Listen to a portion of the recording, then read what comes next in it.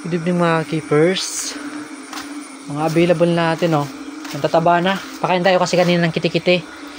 Yan, magdiduwam tayo mga 3 days yan. Mga linggo or sabado. Magdiduwam tayo kasi nagpakain tayo ng live foods. Yan oh. Taba na. Yung mga natin oh, matatanda ng GBT, ganyan na. May mga melaloma na sa ulo. Yan oh. Tataba na din dito. GBT natin, oh. Available yung GBT natin.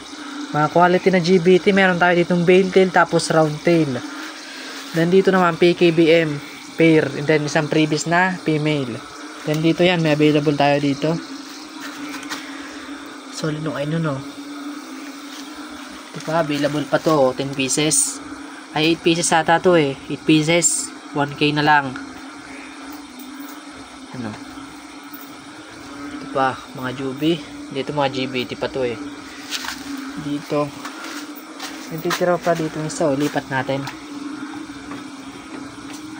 Bilis, ayaw magpakuha. Ayaw magpakuha nito. Lipat na natin to. Yan, dyan kasama pa yan dyan sa package GBT. Yan, golden zebra. Inalis muna natin yung golden zebra dito, linisan natin to. Ito yung mga ginugroom natin, oh. Yan. Ito pa. Ito medyo long pero good siyan kapag na tumaba.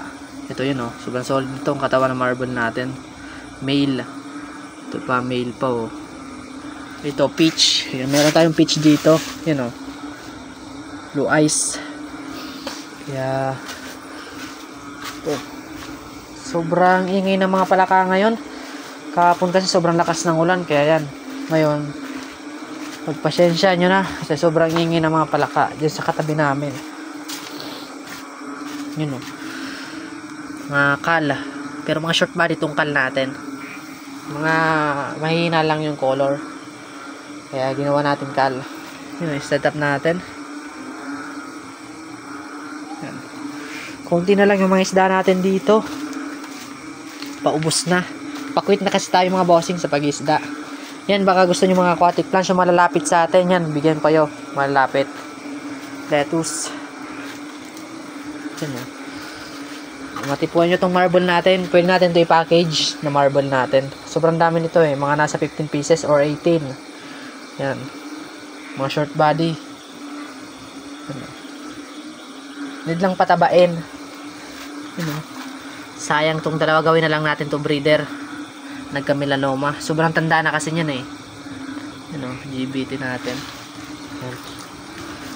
Hanggang dito na lang yung ating vlog mga Kibi Keepers. Kung nakaabot kayo sa vlog na to, baka naman pa like and share naman. Then pa-follow naman sa ating FB page para updated kayo sa aking mga video. Thank you guys. Isang bagsak muna.